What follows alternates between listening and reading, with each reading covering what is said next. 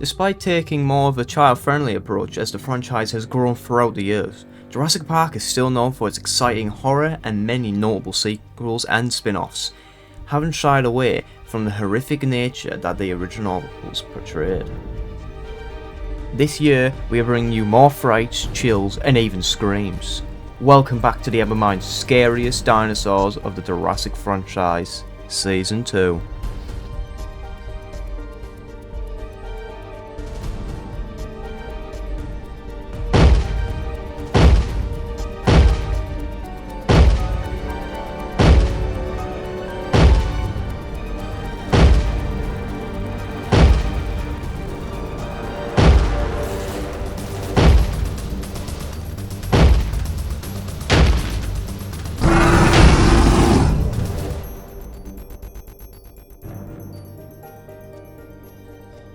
This year we are continuing the list, the 7th entry in our list, the terrifying, nightmare-inducing Indoraptor.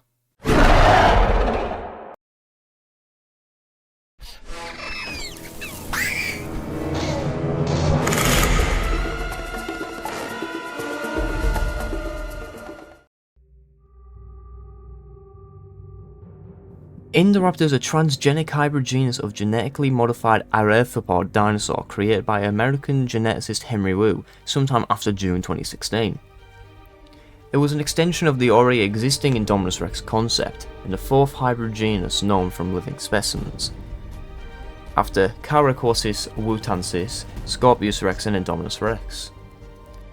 Other hybrid genera include the Stegoceratops, are not known to be bred and likely only exist as genetic samples. The Indoraptor had been conceptualized by Wu and the former head of InGen Security, Vic Hoskins, sometime between 2012 and 2015, but was not actually bred until after June 2016. Wu and his team of geneticists succeeded in creating the Indoraptor by augmenting the Indominus genome with additional Velociraptor DNA. The project was bankrolled by Eli Mills, the financial manager of the Lockwood Foundation and Benjamin Lockwood's fortune.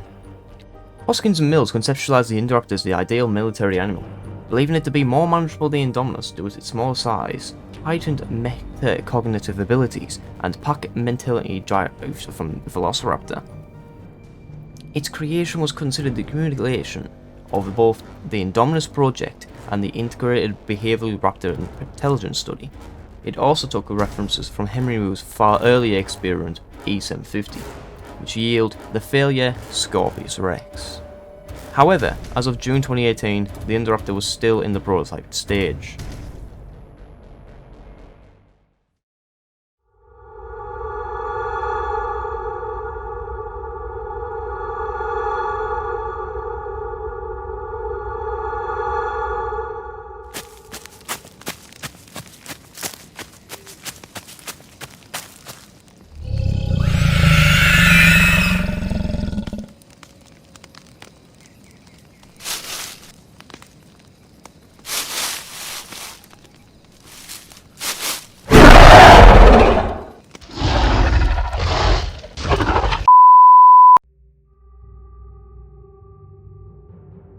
He pursued her through the hallways, but she escaped using a dumbwaiter for the moment he had lost his prey.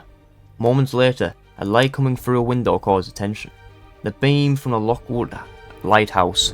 For the first time in his life, he looked outside and became aware of the world beyond the manor's walls. Exiting outside, he clambered up to the highest point of the roof, surveying the world around him, and screamed at the moon above.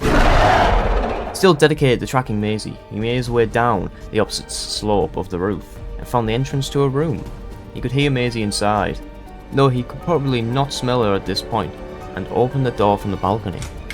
Maisie was hiding in her bed, and the prototype slowly approached, slowly and deliberately, savouring the fear he caused. He got close enough to reach for her, but as he was about to strike, he was discovered by Grady and shot in the right flank. The bullet failed to pierce his hide, and he was only wounded, Now, he advanced on Grady, backing him into a wall, but his effort was once again thwarted when a new dinosaur appeared. This animal, a velociraptor called Blue, was more like him than any other creature he had seen, but she felt no kinship to him, and launched into battle immediately to defend Grady. The prototype and Blue fought savagely, but the prototype was distracted by Maisie. His attempts to reach her during the fight inhibited and prevented him from attacking Blue with his full strength.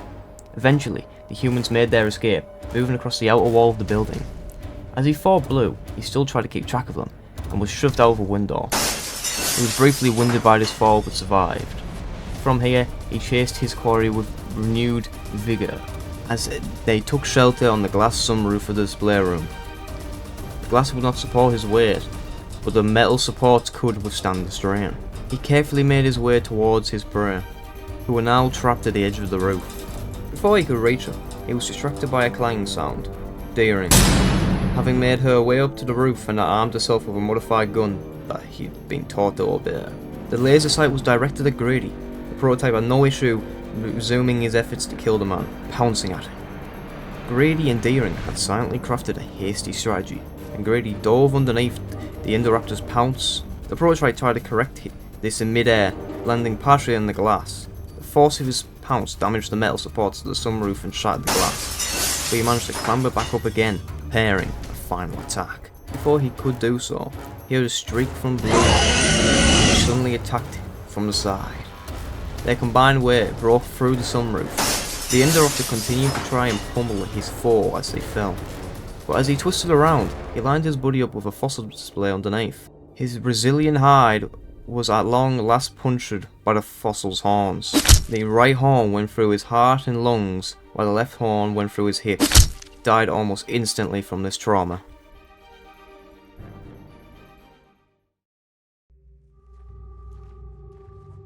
The Indoraptor, not the resurrection of a bygone era, no. This was the brainchild of a near-mad scientist who wanted to do the impossible, which was the fourth and final of Dr. Wood's hybridization experiments. Although not the most unstable. We covered that one last year. The Indoraptor still gives off those bone-chilling vibes that will haunt our nightmares for some time to come. The nightmare-inducing Indoraptor is only the 7th animal on our list. The next creature is the last one on our list for this year, so we made sure to save the best one for last. The unknown hunter, cloaked in darkness. Make sure to bring a light with you, because this one knows how to blend in with its environment. A little too well for comfort.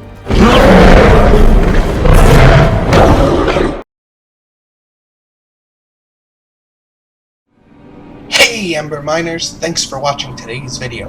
Be sure to click the subscribe button on your way out and click the bell icon to be notified of our videos when we upload them.